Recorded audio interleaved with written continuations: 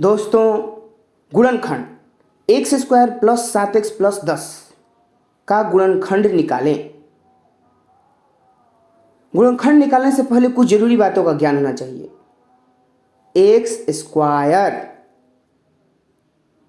के बगल में जो अंक है उसका गुणांक होता है, तो एक्स स्क्वायर गुणांक 1 हो जाएगा। 7x इसके बगल में जो अंक है उसे गुणांक कहते हैं 7, तो यहाँ 7 गुणांक हो जाएगा और 10 को अचर पद कहेंगे। एक्स स्क्वायर गुणांक 1 हो गया और 10 दोनों को आपस में गुणा कर दिया जाएगा। अब इसके गुणनफल को इस प्रकार जोड़ा या घटाया जाएगा कि 7 आ जाए।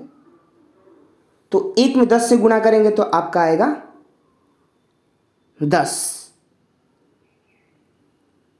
अब 10 को किस प्रकार लिखा जाएगा गुणनफल के रूप में, तो आप कहेंगे 10 गुणे 1 या 2 गुणे 5 लिख सकते हैं। 10 और 1 को इस प्रकार जोड़ना है कि 7 आ जाए, तो ये संभव नहीं है, 11 आ जाएगा। 10 में से 1 घटाएंगे तो आपका आएगा 9, ये भी संभव नहीं है 7 आ जाए, तो इसे नहीं लेंगे। 2 और 5 को जोड़ेंगे तो 7 आ जाएगा, तो हाँ इसे ही लेना चाहिए था। देखिए, अब इसे हम 7 के रूप में लिख सकते हैं 7x 2 + 5। तो आइए इसे लिखते हैं, किस प्रकार लिखा जा सकता है। 2x x के रूप में लिखा जाता है, याद रहना चाहिए। 5x और 10 को जस के तस रख देंगे। अब देखेंगे कि 2x 5x 7x के बराबर हो गया। अब एक्स स्क्वायर के पास 1 है गुणांक और 2x के पास है 2 गुणांक, तो ये किसी एक पहाड़ में आते हैं, हाँ 1 का, लेकिन लेंगे नहीं। अब चलते हैं, एक्स स्क्वायर में 2x है और 2x में भी 1x है, तो x कॉमन है, तो x आप निकाल लीजिए। अब देखिए, x 2x है इसलिए एक x निकल गया, एक x बचा होगा। 2 × x यानी कि x है इसमें, तो प्लस प्लस है तो प्लस 2। ऐसा ही एक दाएं साइड में भी लिखा जाएगा, सेम x + 2 सेम होना चाहिए। 5 और 10 किसी एक पहाड़ा में आनी चाहिए, तो 5 के पहाड़ा में चूंकि प्लस में है इसीलिए प्लस लिख देंगे। अब देखेंगे कि x + 2 और x + 2 एक जैसे हैं और x + 5 दूसरे तरह का गुणनखंड है। अब इसे लिख दीजिए, x + 5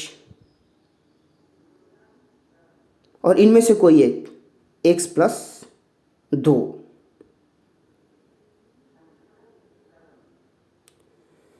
x + 5 बराबर 0 लिखा जाता है, तो 5 उधर जाएगा तो क्या हो जाएगा, x बराबर 5 हो जाएगा -5।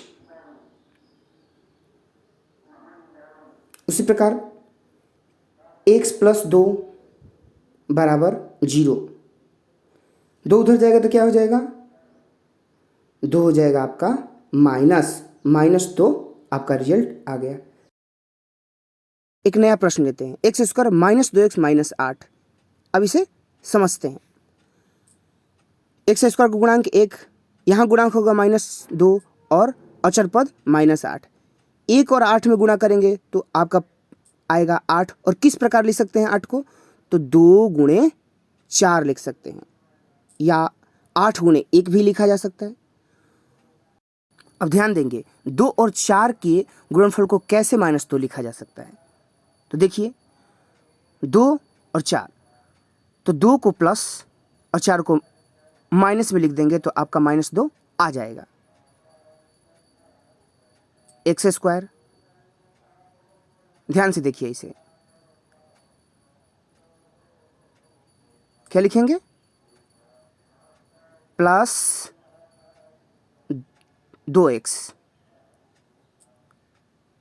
-4x और -8 को उतार देंगे आप।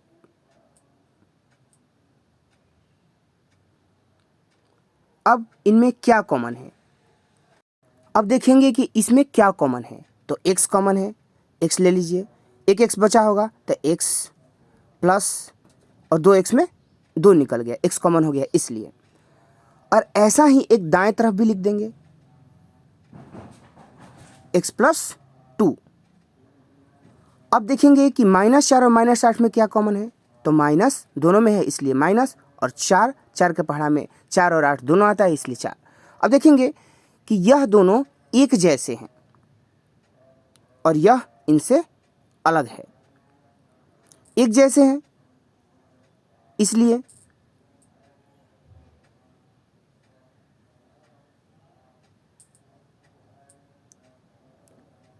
लिख देंगे x प्लस 2, और जो भिन्न है उसे भी लिख देंगे x माइनस 4। अब इसका गुणनखंड निकालेंगे, तो x प्लस 2 बराबर 0, तो x बराबर -2, x माइनस 4 बराबर 0, तो यहाँ होगा x बराबर +4। प्लस लिखना जरूरी नहीं है। इस तरह आपको पूरी तरह समझ में आ गया होगा। Thank you.